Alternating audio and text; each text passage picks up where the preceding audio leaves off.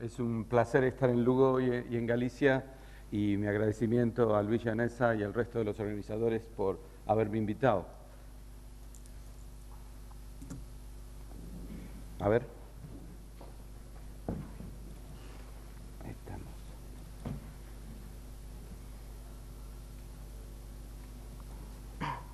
Bueno, les voy a contar un poquito sobre el trabajo que realizamos en Etiopía con el lobo etíope y las interacciones con la gente en las montañas de Etiopía.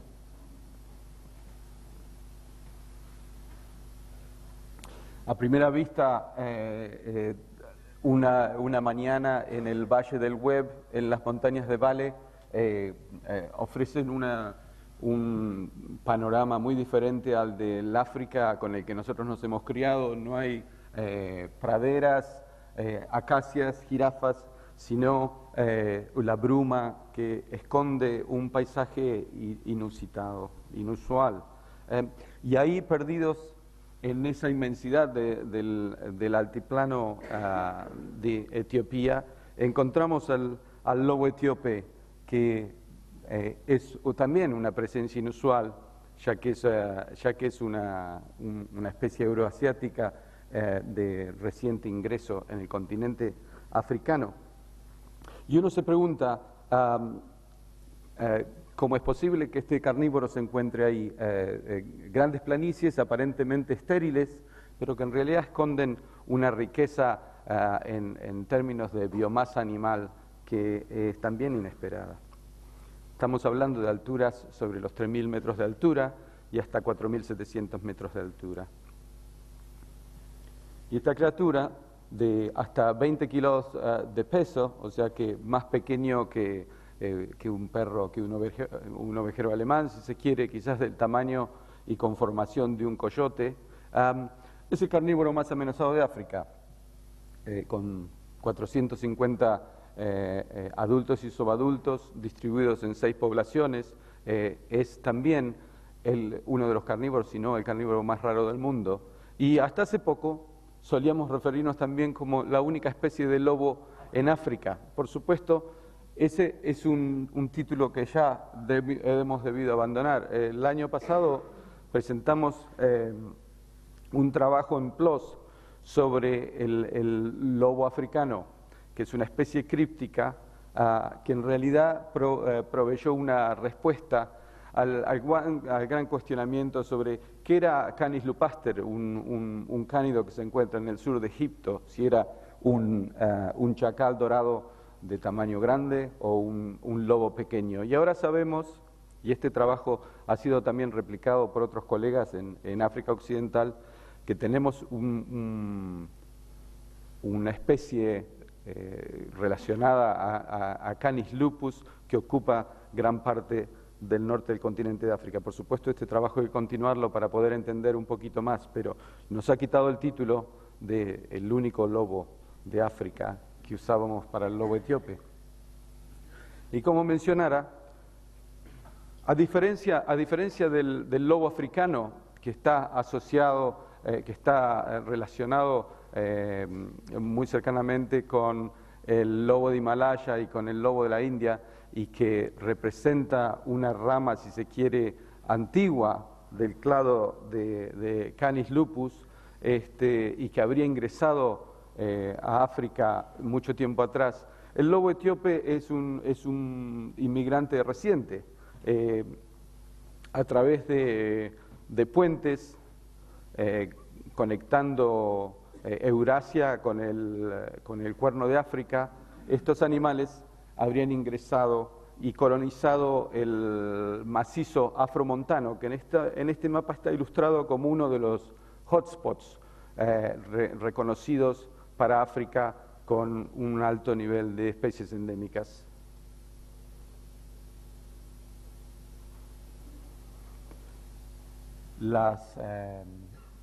El altiplano de Etiopía es también una fuente importante, no solo de biodiversidad y endemismo, pero de agua para toda la región. Es la fuente del Nilo Azul, y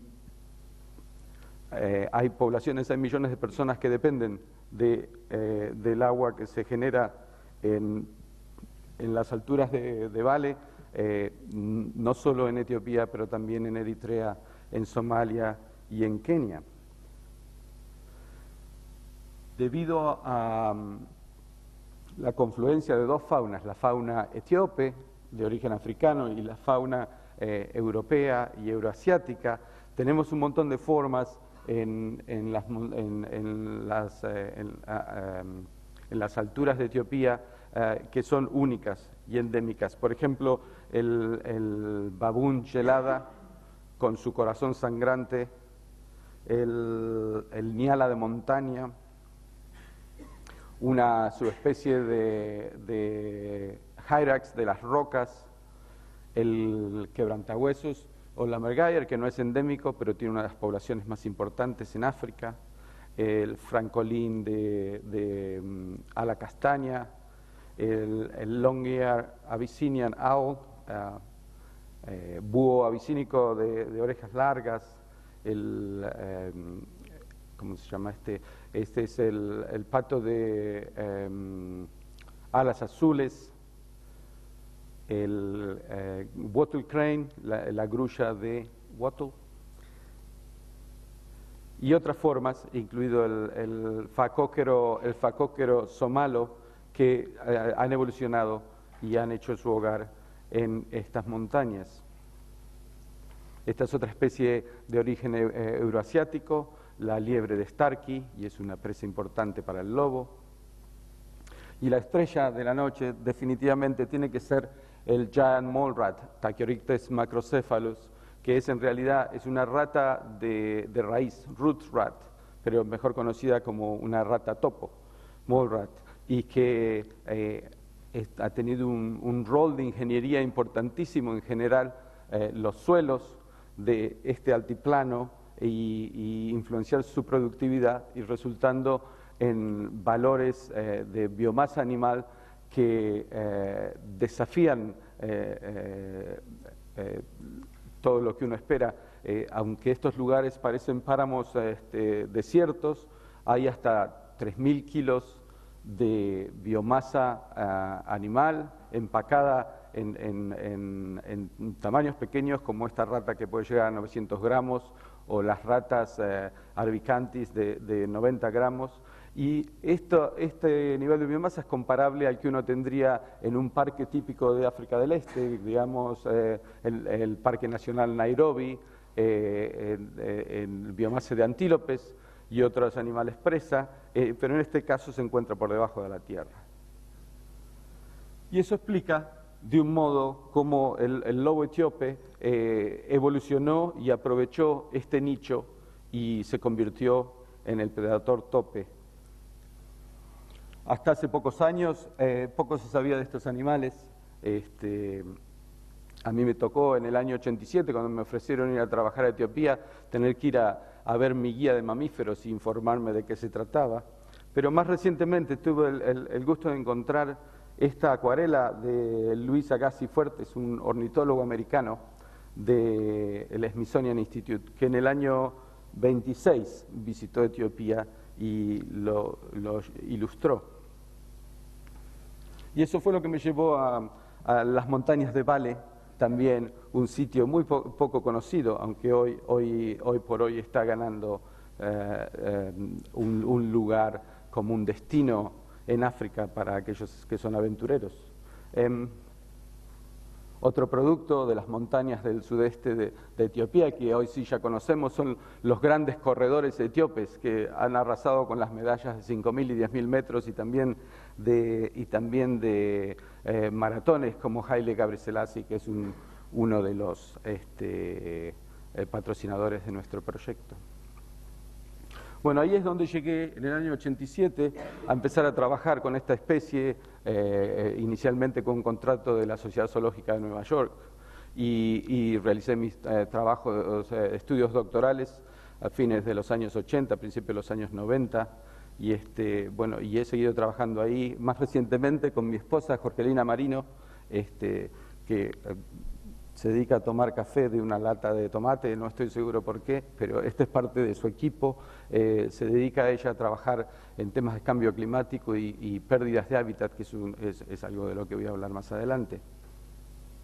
Así que tenemos estas grandes planicies sobre 3.000 y 4.000 metros, que son aparentemente desnudas, pero que ocultan esa riqueza animal que permite la presencia del lobo y de otros predadores, con la rata topo gigante aquí por delante, que se lleva el premio como la presa favorita del lobo.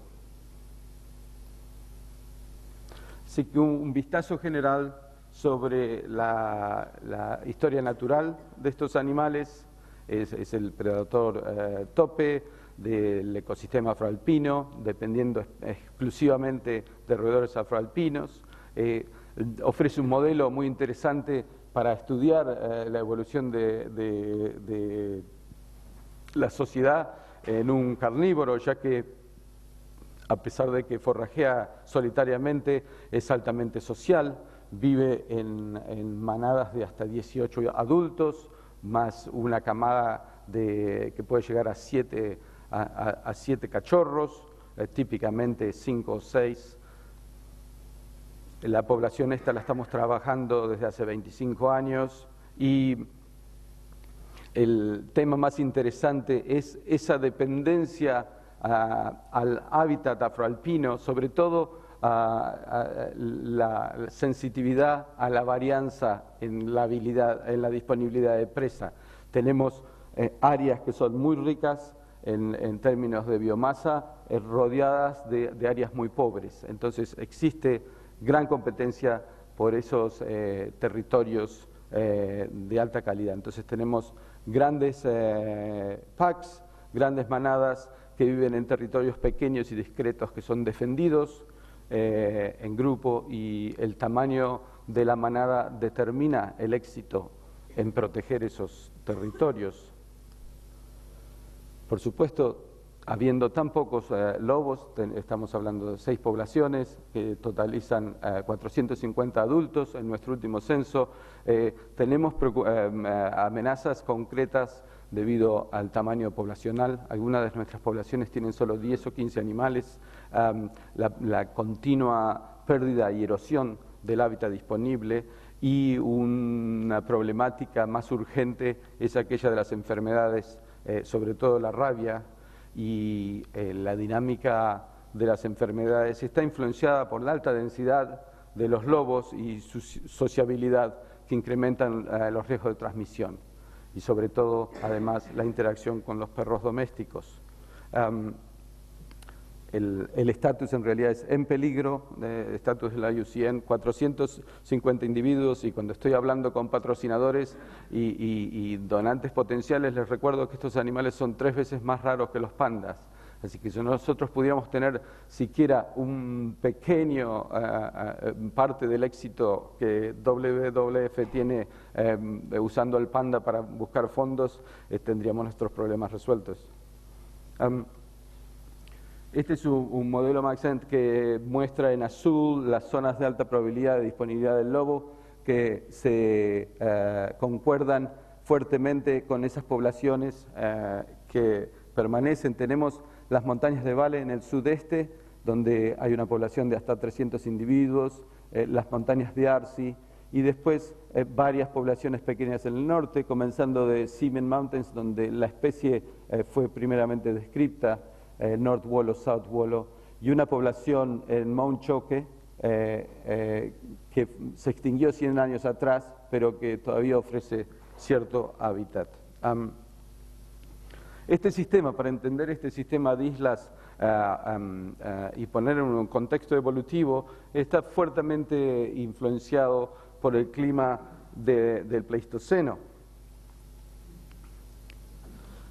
Conocemos sobre todo la dinámica y el impacto del Pleistoceno tardío, que influenció el Cuerno de África en los últimos 100.000 años, y fue durante esta última glaciación que las zonas tropicales de África eran más secas y las zonas afroalpinas estaban más extendidas. Por ejemplo, la línea de bosque se encontraba 1000 metros por debajo del actual. Entonces estábamos en presencia de zonas mucho más amplias de este ecosistema afroalpino.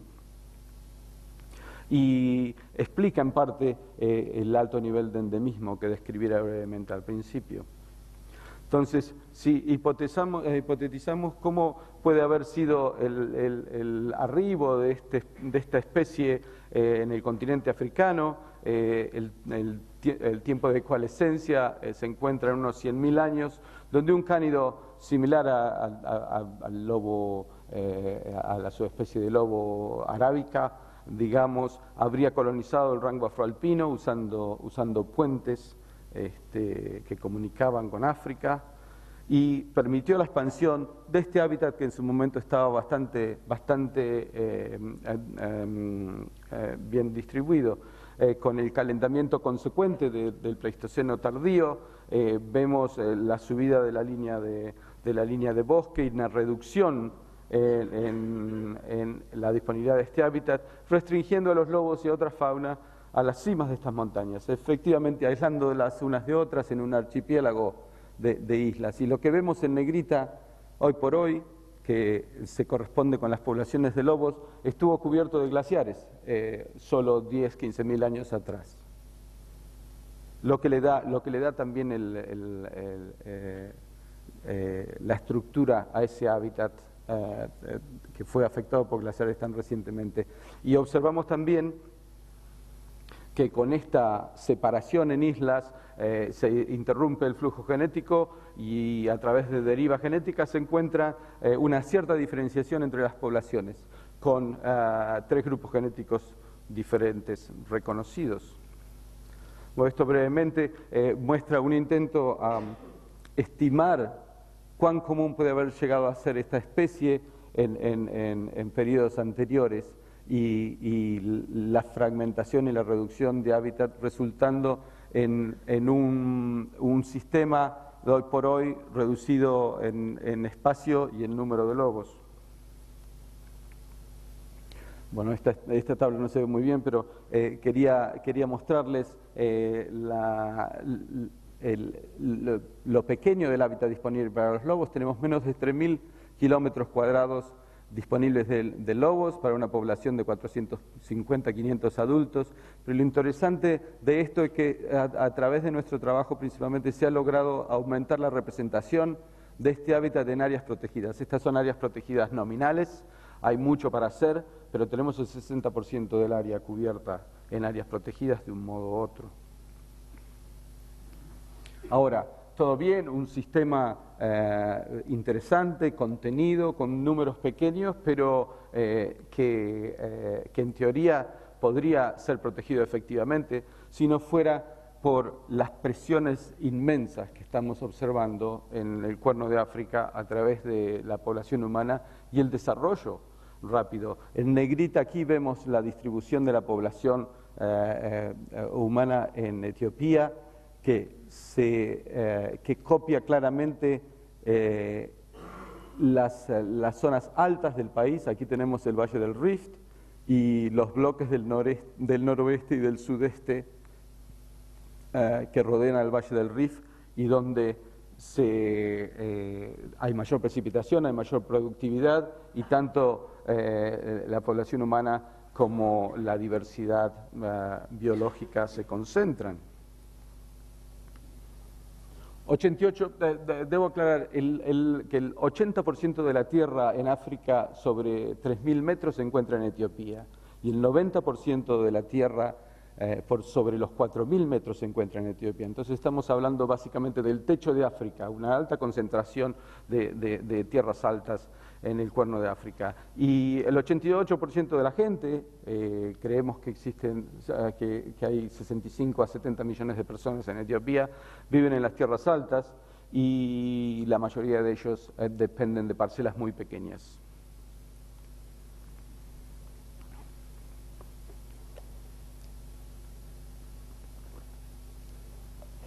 La presión, por lo tanto, por encontrar tierra arable continúa, y encontramos gente que trabaja en una pendiente imposible, con suelos muy someros y con la posibilidad de levantar una cosecha mínima, pero es la desesperación que lleva a esta gente a seguirlo intentando, y en el proceso se llevan cargado la productividad y el futuro de estos hábitats.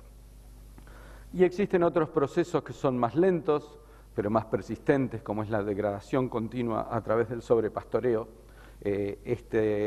Esta familia vive a 4.300 metros de altura y mantiene una pequeña manada de cabras y ovejas, pero viviendo en condiciones realmente extremas.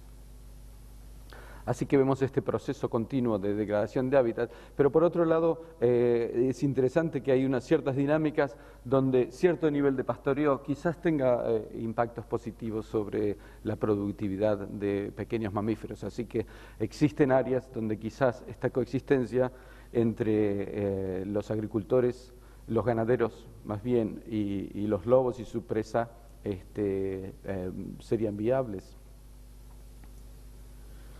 Una gran diversidad humana, cultural, religiosa, con cristianos y musulmanes viviendo en armonía, a mí me dan esperanza de que se pueda seguir trabajando y que existan mecanismos viables para la conservación en Etiopía, pero siempre con ese desafío. Entonces trabajamos con un escenario de coexistencia, pero tratando de responder a las grandes presiones que la población humana representa.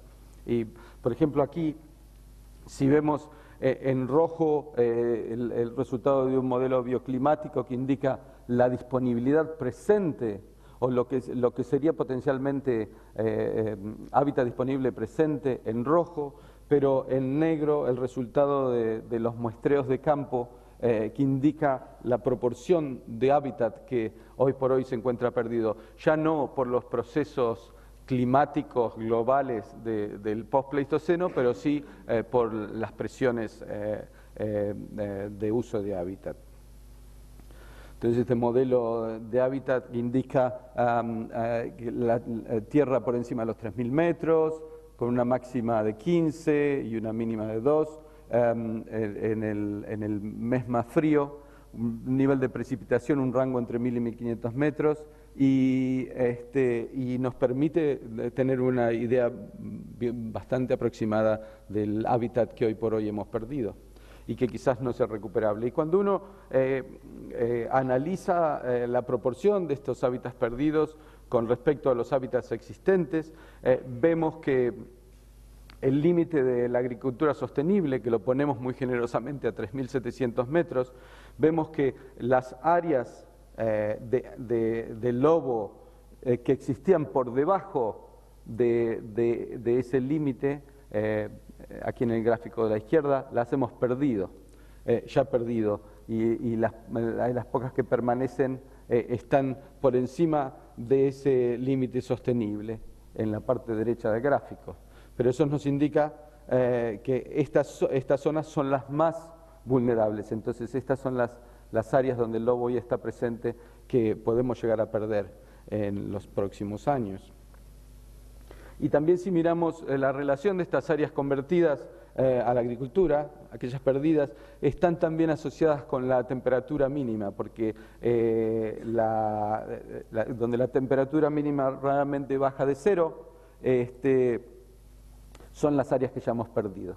O sea, aquellas áreas más tolerantes han sido utilizadas para la agricultura y las hemos perdido. Bueno, de vuelta a nuestro lobito.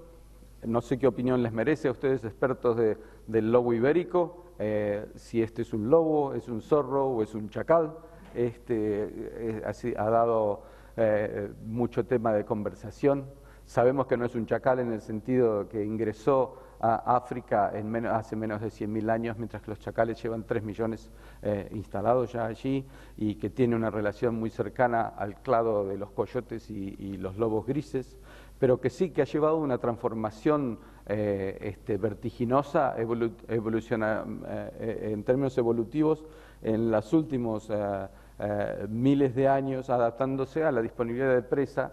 Y me gusta pensar en ellos como un un lobo vestido con ropas de un zorro colorado, ¿no? Y de ahí vino su nombre original. Un poquito sobre la ecología de estos lobos, el contraste entre el forrajeo solitario y una vida social compleja fue lo que me llevó a estudiarlos inicialmente, con una defensa territorial muy marcada, a diferencia del lobo gris, todos los miembros de la manada participan activamente en el marcado del territorio y todos participan en la cría cooperativa de la camada. Las manadas más grandes tienen acceso a las mejores áreas de hábitat expresadas en abundancia de presas per cápita.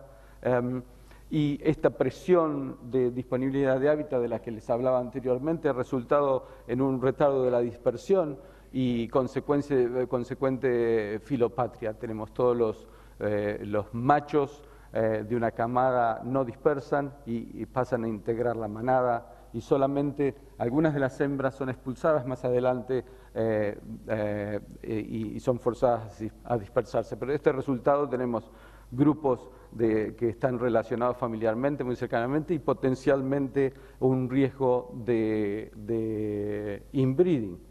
Ahora, hay oportunidades limitadas en términos reproductivos, solo la hembra alfa reproduce en una manada y activamente suprime los intentos reproductivos de otras hembras en la manada. Algunas de ellas son cooptadas como alosacklers, proveen leche para la camada de la hembra reproductiva.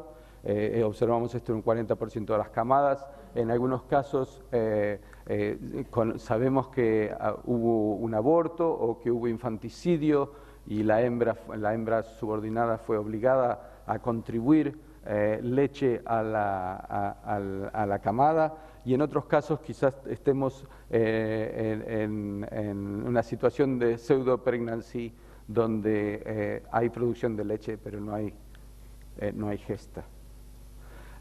Sistema muy interesante en el cual observamos una sincronicidad de celo y de cría. Todas las hembras en un área en particular entran en estro en un periodo muy limitado de entre 10 y 15 días, pero si uno se va a 20 kilómetros a otra parte de la montaña, quizás hay una diferencia de 1 o 2 meses. O sea que hay mecanismos comportamentales, quizás mediados a través de feromonas que permiten la sincronización de celo de todas las hembras en un área en particular.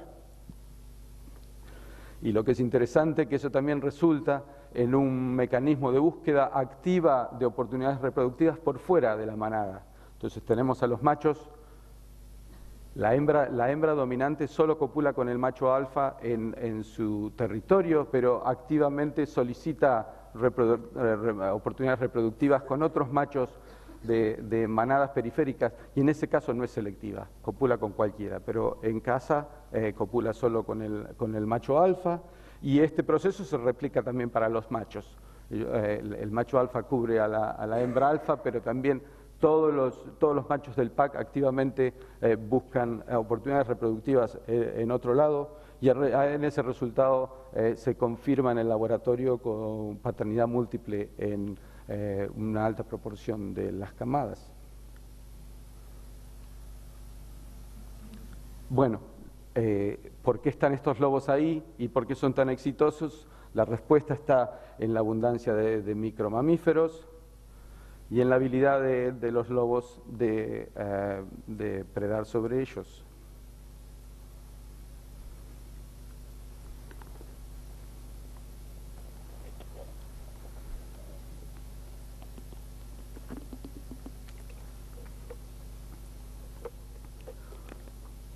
Pero por otra parte, una vez que las actividades de alimentación que tienen lugar durante la mañana y media tarde terminan, hay interacción del grupo, tanto a primera hora de la mañana como al mediodía, como a la tarde, con intensos saludos, aullidos y marcados que dan lugar a las salidas de tandem marking, donde todos los miembros de la manada salen y activamente marcan el territorio. Y como lo dijera antes, no solo la pareja alfa, sino todos los animales adultos y algunos de los subadultos participan de este proceso de marcado. La reproducción tiene lugar una vez al año, la hembra alfa es la que reproduce, pero todos los miembros de la manada contribuyen, protegiendo a la camada, pero también trayendo sólidos para alimentar a los cachorros.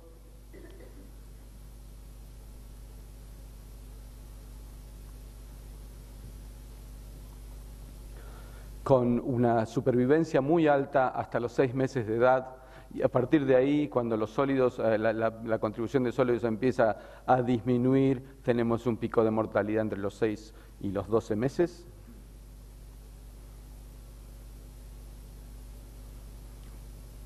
Todo este trabajo es posible, no necesitamos ni collares, GPS, ni altas tecnologías, sino simplemente un buen par de binoculares, una brújula y hoy en día un GPS. Antes solía ser un mapa simplemente, pero trabajamos a campo abierto usando caballos para desplazarnos y con el gran lujo de trabajar con una especie diurna en espacios abiertos, relativamente mansa, que nos permite tomar datos detallados, home ranges de 5 o 6 kilómetros cuadrados, movimientos predecibles, que le hacen la vida al biólogo de campo muy fácil, excepto que hay que acampar con mucho frío y que estamos lejos de los bares y de los negocios, pero al margen de eso, el trabajo en Etiopía es muy satisfactorio y nos da muchos placeres. Ahora, como nosotros podemos llegar ahí, también llega la población humana y la presión está por nuevos lugares y nuevas oportunidades para habitar está siempre presente. Entonces, donde quiera que uno vaya, se encuentra a la población humana. En este caso es una mujer de extracción oromo que se está yendo al mercado.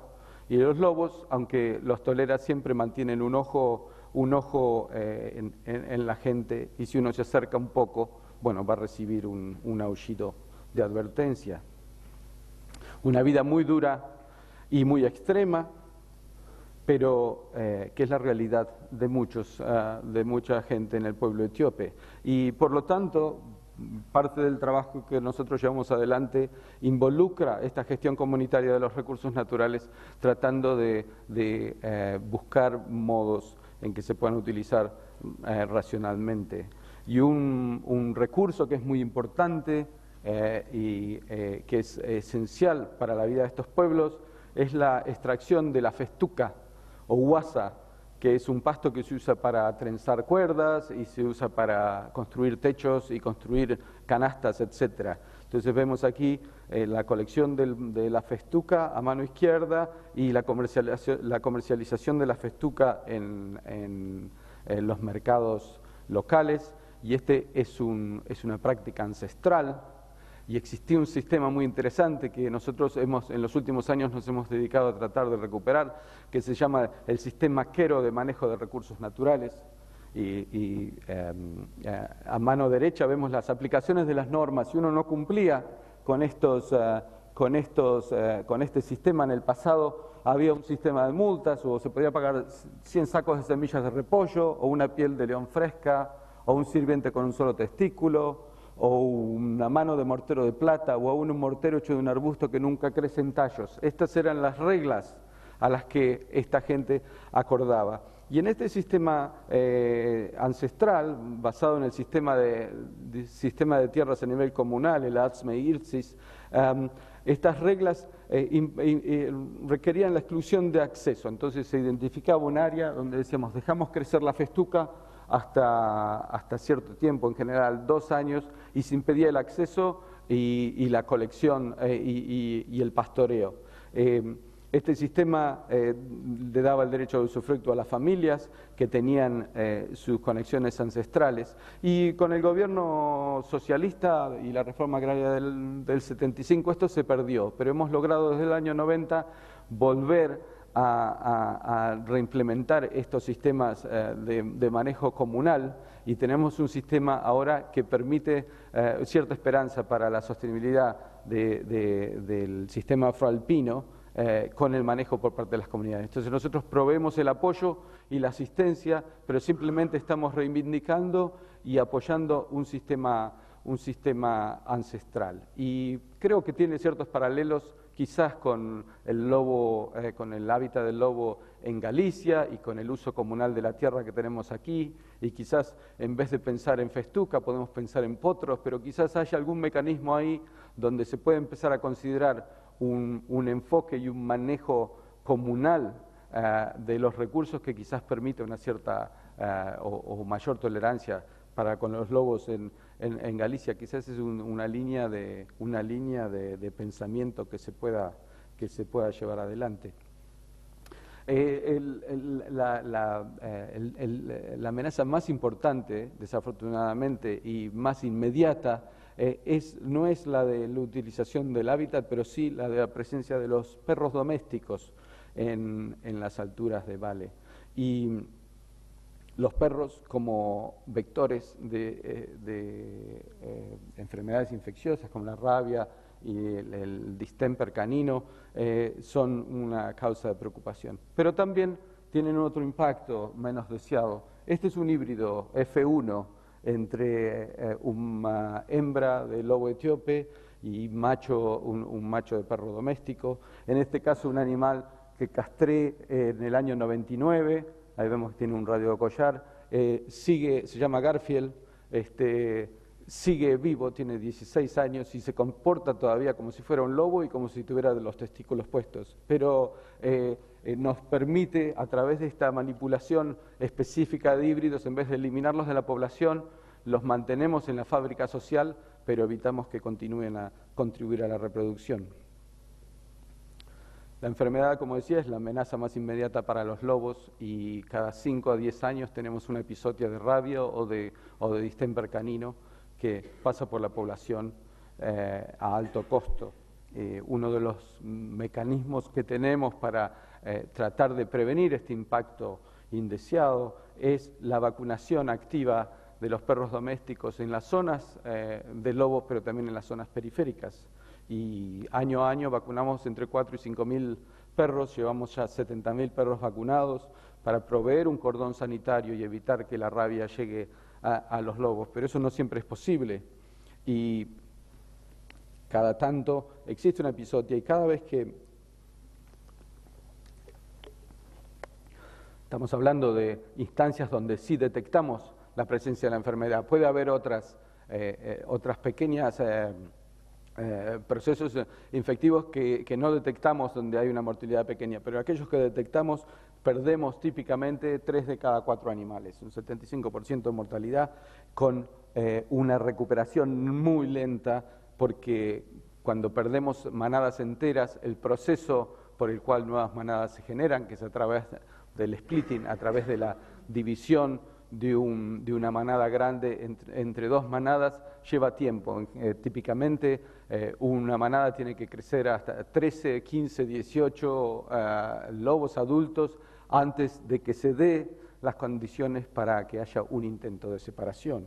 Y eso crea un atraso en el potencial de recuperación de la población. Lo que sabemos es que si uno logra intervenir exitosamente para combatir las enfermedades, se puede tener un impacto importante. Eso es un resultado de una modelización que muestra que en poblaciones, miremos por ejemplo una población grande como la de 250 animales, que solo vacunando entre el 20 y el 40% de la población podemos incrementar la probabilidad de supervivencia. Entonces estamos hablando no de un sistema en el cual requerimos inocular cada uno de los animales de la población, pero sí vacunando solo una proporción de la población podemos incrementar la supervivencia. Y este tipo de estudios ha llevado a informar nuestra estrategia de manejo de enfermedades a través de las intervenciones. Sabemos que las poblaciones estables, libres de enfermedades, tienen bajo riesgo de extinción, a pesar de que son pequeñas, pero donde empieza a haber episodios, la mortalidad aumenta. Y la alta densidad de los lobos y la vida esta social intensa que conllevan incrementa la transmisión, porque resulta no solo en comunicación entre lobos, pero sí interacciones con los perros domésticos que fomentan la transmisión. Sabemos que la persistencia de las poblaciones está relacionada con la enfermedad en perros. Cuando tenemos más rabia y más distemper en perros, observamos más infecciones en sus primos biológicos, y sabemos que las poblaciones pequeñas tienen un riesgo más alto de extinción. Pero también a través de esa modelización sabemos que solo un nivel de cobertura modesto, como podría ser del 20 al 40%, aumentaría la persistencia de la población. La gran complicación que hemos tenido con la vacunación de perros domésticos como sistema de prevención es que la WHO recomienda un umbral del 70% de inoculación. Y nosotros, aunque podemos llegar al 70% de cobertura cuando visitamos las aldeas, lo que no podemos resolver es la alta dinámica de estas poblaciones. Los perros domésticos tienen vidas cortas y crueles, y los aldeanos continúan a traer cachorros que adquieren en las aldeas y traen a la montaña continuamente. Entonces, si hoy podemos tener el 70% de cobertura, 6 meses más tarde, debido a la mortalidad y a los inmigrantes, ya estamos en el 30 o 40% de nuevo. Entonces, hemos fracasado en poder garantizar la erradicación de la rabia a nivel local. Y nos tenemos que mover así a la vacunación de los lobos en sí mismos. Lo que hacemos en estos casos, cuando tenemos un caso positivo de rabia en los lobos, pedimos permiso del gobierno para capturar y vacunar los lobos, y trabajamos en un concepto de cordón sanitario. Dejamos la manada que está infectada, dejamos las manadas alrededor de la que está infectada y empezamos a vacunar más allá. Y haciendo eso, creamos un anillo de manadas vacunadas que previenen la transmisión de la epizotia más allá. Y otra área de trabajo en la que hemos estado logrando cierto progreso es en la prueba de una vacuna oral. Y ahí tenemos dificultades en el sentido que hay dos vacunas. Hay una vacuna recombinante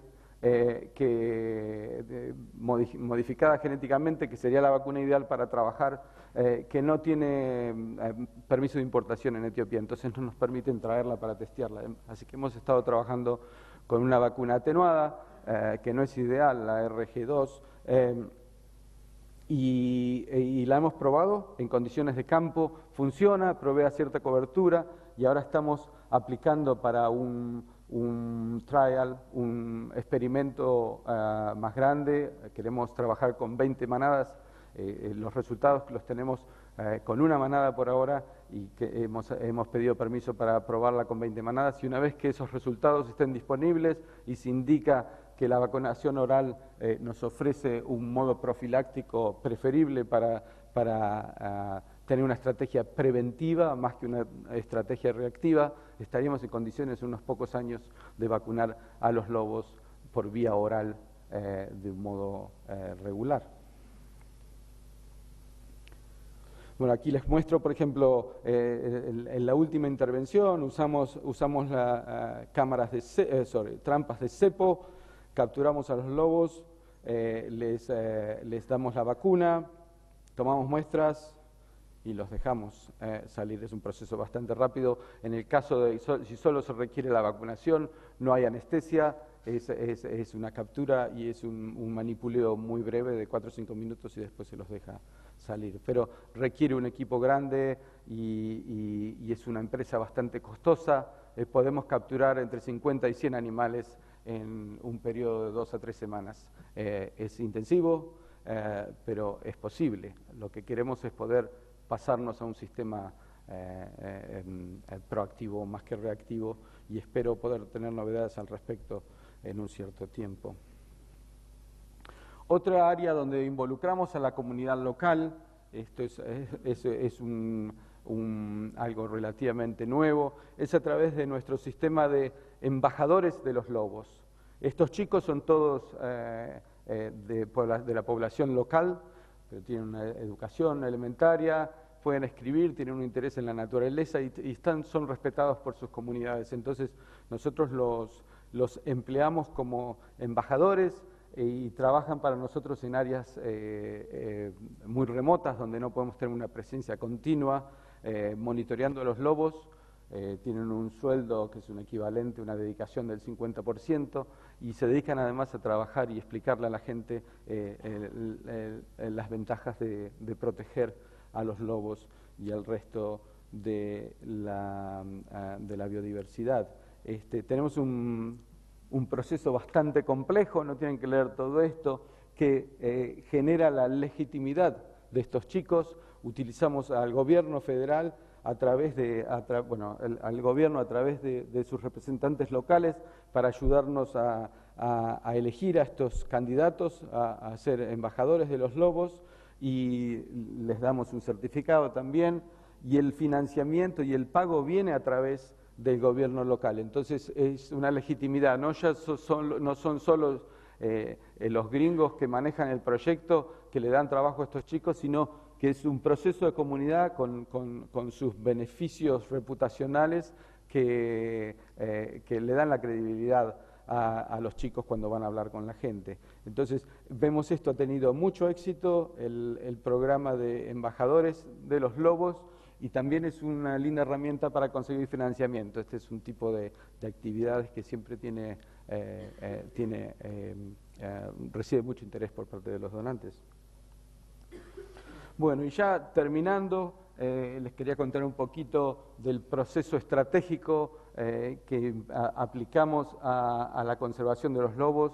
Hace 25 años que estamos trabajando, y a veces es tentador seguir haciendo más de lo mismo y no tener realmente una justificación por la cual decidir por qué se toma esta acción y no otra. Entonces, el año pasado juntamos a todos los actores y produjimos este plan estratégico para la conservación del lobo etíope. Este es un producto de la UICN, pero con participación de todos los actores, y que plantea un plan a 10 años para la conservación del lobo y de sus hábitats. Y resumiendo, ¿cuáles son las actividades más importantes del mismo?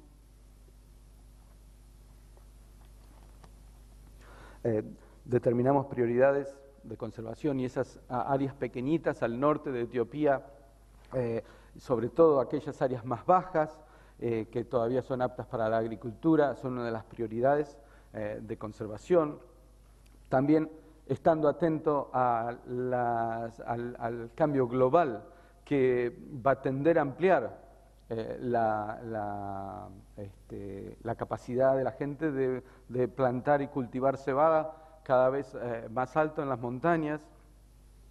Y el otro brazo, si se quiere, de la estrategia es uno que involucra pensar en estas poblaciones aisladas como parte de una sola metapoblación, y una gestión a nivel metapoblacional que incorpora las necesidades de disponibilidad de hábitat, la conectividad entre estas áreas y la estructuración genética, y estamos pensando en un sistema que nos permitirá mover animales de una población a la otra, sin necesidad de tener una población captiva, pero usando animales de poblaciones existentes, y si es posible, reintroducirlos también a un área de hábitat disponible donde se extinguieron 100 años atrás.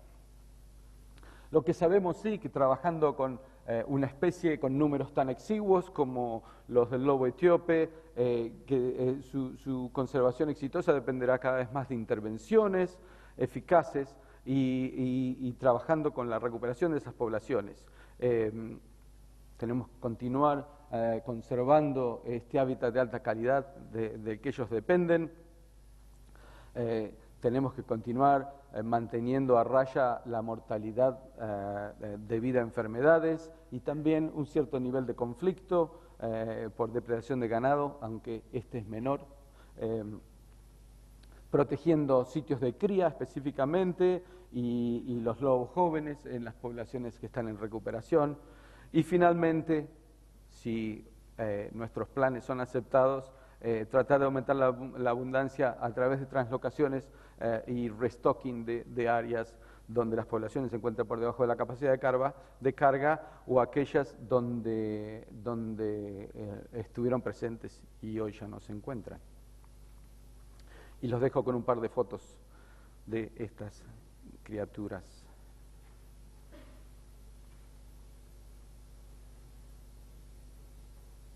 Esta es parte del equipo. Empleamos 40 personas en Etiopía. Un par de ellos son europeos, el resto son etíopes y somos el principal empleador en la aldea local, así que hay un impacto económico importante por la presencia del proyecto. Cuando nos preguntan ¿para qué sirve la conservación del lobo etíope? Bueno, una razón bien concreta que los políticos entienden es que somos un generador de empleo. Y para más información los invito a visitar el sitio del proyecto, pero también el sitio del grupo de especialistas de cánidos. Y para aquellos que no están al tanto, tenemos un servidor, una lista de correo electrónico que se llama Canids-El, que los invito a unirse, donde circulamos información relevante a todos los cánidos silvestres y a la problemática de su conservación. Muchas gracias.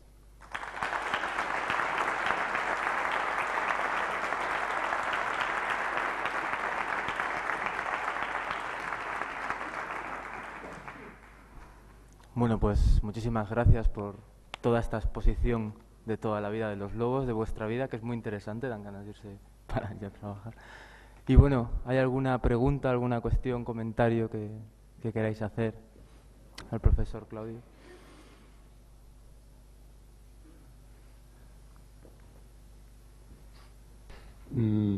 Quería preguntarte dos cosas. Cada vez hay más gente que va a Etiopía a ver el lobo etíope.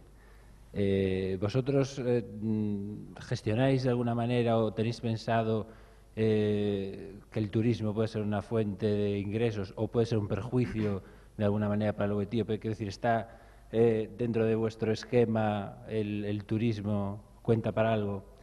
Y por otro lado, lo que es el control de la rabia por los perros, además de la campaña de vacunación, ¿hacéis algún tipo de, no sé, de asesoramiento, de manejo de los perros? Bien, la primera pregunta es sobre turismo. Los invito a visitar las montañas de Vale o las montañas del norte de Etiopía. En realidad, cuanto más gente venga, mejor. La realidad es que muy poca gente nos visita.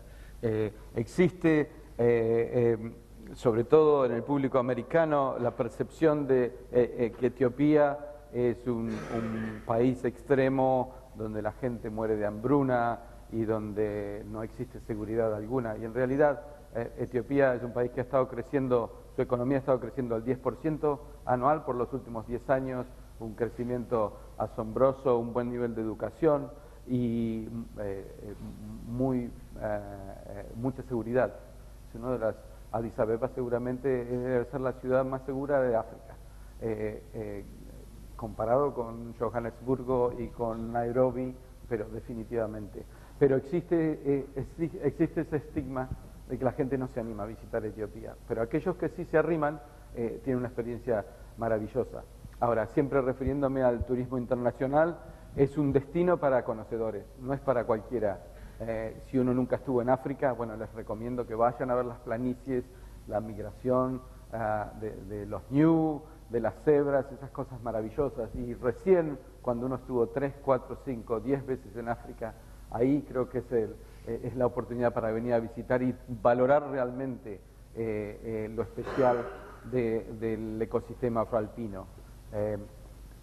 Sí, queremos que nos visite más gente y yo, de un punto de vista interesado, intento siempre que nuestros donantes y donantes potenciales vengan a visitar el proyecto, y es más, hemos creado una pequeña compañía turística con uno de mis colegas etíopes para tratar de hacer eso posible, porque sabemos que la gente que experimenta estos lobos directamente se convierten a la causa. Del punto de vista de observación de vida silvestre es una oportunidad única, porque uno puede, una vez que se llega a las montañas del Vale, bueno, los avistajes están garantizados, y la experiencia cercana, con observación de comportamiento, con observación de crías, es fantástica simplemente.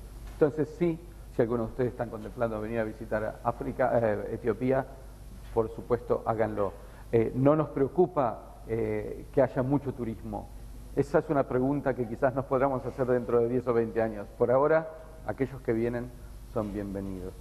Y la otra pregunta era sobre el manejo de la población de cánidos, de perros. Inicialmente, mi estrategia de manejo era el rifle, y me trajo muchos problemas, ¿no? Pensamos que era una solución, era un área protegida, había perros que no pertenecían ahí, bueno, los matábamos, y eso nos trajo grandes problemas con la comunidad. Entonces pasamos a un sistema en el que tratamos de enseñarle un poquito de manejo, distribución de cadenas y collares, información sobre salud, cómo evitar que estos perros tengan una nutrición suficiente en el hogar, así no salen al campo y se encuentran con los lobos. Bueno, ha sido todo un fracaso, sobre todo por la actitud de la gente para con los perros. La gente del sur de Etiopía es de inclinación musulmana y no tienen una buena relación con sus animales. En realidad tienen perros solamente porque tienen que mantener a las hienas y a los chacales a raya de su ganado. Entonces el perro sí pertenece, está ahí afuera de la choza y recibe cuidado mínimo, y se le da un poco de cuajo y se le da algún resto de comida.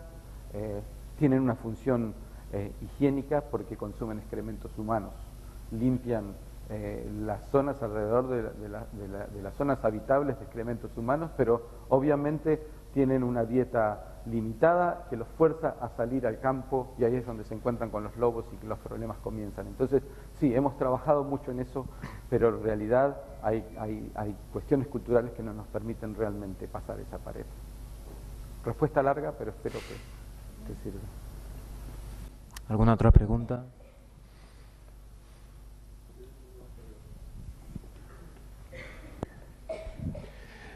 Bien, felicidades por la grata exposición y además por las fotografías que son realmente maravillosas. De forma resumida, ¿qué es lo que aporta la población de lobo etíope a la población humana local y en qué le perjudica? Porque tal vez ese sea el binomio del nudo gordiano de esta situación. Muchas gracias. Bueno, la primera parte es el desafío tan difícil que todos los que estamos en conservación nos encontramos día a día. Solo ayer, en una entrevista con una periodista aquí en Galicia, que quieren saber por qué tenemos los lobos, para qué hay que tenerlos. Bueno, está el argumento de biodiversidad. Cuanto más biodiversa una región es, mejor funcionará y será más productiva. Está el argumento del lobo como una especie emblema, como una especie que ayude a representar los valores de conservación de una región y un funcionamiento pleno de la misma, con mejor protección para las fuentes de agua, que tiene un impacto no solo en la población local, pero sí también en las poblaciones ladera abajo. Los argumentos estéticos, los argumentos éticos, que no influencian tanto a la población local, pero sí a la población en general. Decimos nosotros que los lobos y la fauna de estas montañas no pertenece solo a los locales, pero sí al resto de la sociedad etíope y a la sociedad global en general. Son argumentos débiles, pero hay que fundamentarlos. En cuanto al costo que esta gente paga por coexistir con los lobos, es casi nulo, porque los lobos no tienen un impacto importante por sobre el ganado. Cuando hacemos relevamientos de actitudes de la gente para con los carnívoros. La hiena manchada se lleva el premio, la medalla de oro, y los chacales dorados van segundos y recién entran los lobos como tercera preocupación. Entonces, las preguntas y los reclamos de la gente son siempre: ayúdennos a hacer algo con las hienas. Entonces, ahí es donde tratamos de ayudarla a mejorar sus corrales y tratar de reducir ese impacto. Y la razón por la cual tienen los perros es simplemente para que ladren y que el tío se pueda levantar en medio de la noche a espantar las hienas cuando vienen a llevarse el ganado, ¿no? Entonces, el costo ese sería mínimo.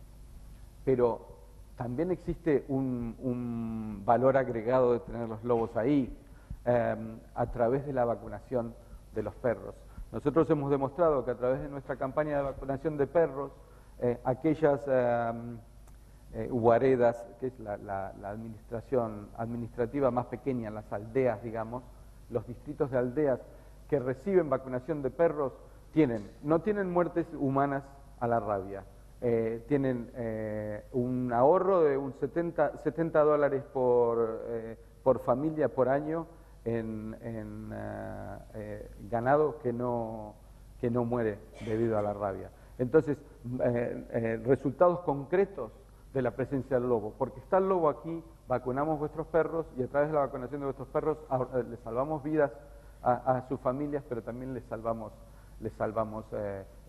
muertes innecesarias de ganado, porque no sé si la gente está al tanto, pero el gran costo de rabia, más allá de la pérdida de vida humana, son los burros y las vacas que mueren debido a la rabia, ¿no? Y que cuando uno tiene un rebaño pequeño, perder solo un animal tiene un costo importante. Juan Carlos.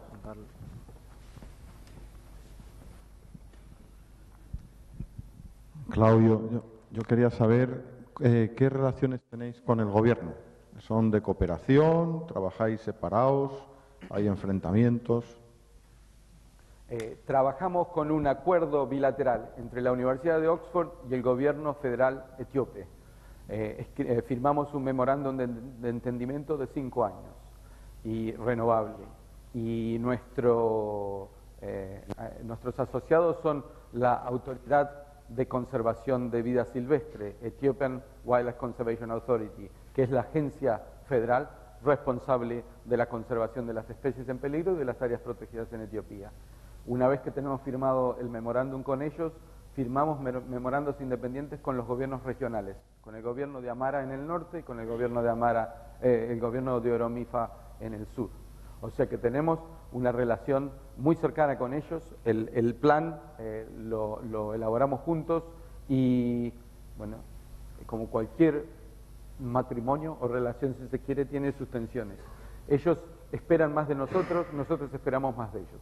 Nosotros pensamos que estamos haciendo el trabajo de ellos, ellos piensan que nosotros nos estamos beneficiando trabajando en Etiopía. Entonces, siempre existen ese tipo de tensiones, pero existe un marco legal para el trabajo que hacemos. Ahora, como contraparte de eso, acabo de firmar el último memorándum hace 3 semanas. Estuve 6 meses sin tener un acuerdo. O sea que desde que se nos venció el acuerdo anterior en abril hasta la semana pasada, estuvimos sin acuerdo. O sea que es una relación que requiere mucho amor y dedicación. Una última pregunta. ¿Nada? Bueno, Claudio, pues muchísimas gracias por compartir estos días acá con nosotros en Lugo y esperamos volver a verte por aquí. Muchas gracias. Gracias a ustedes.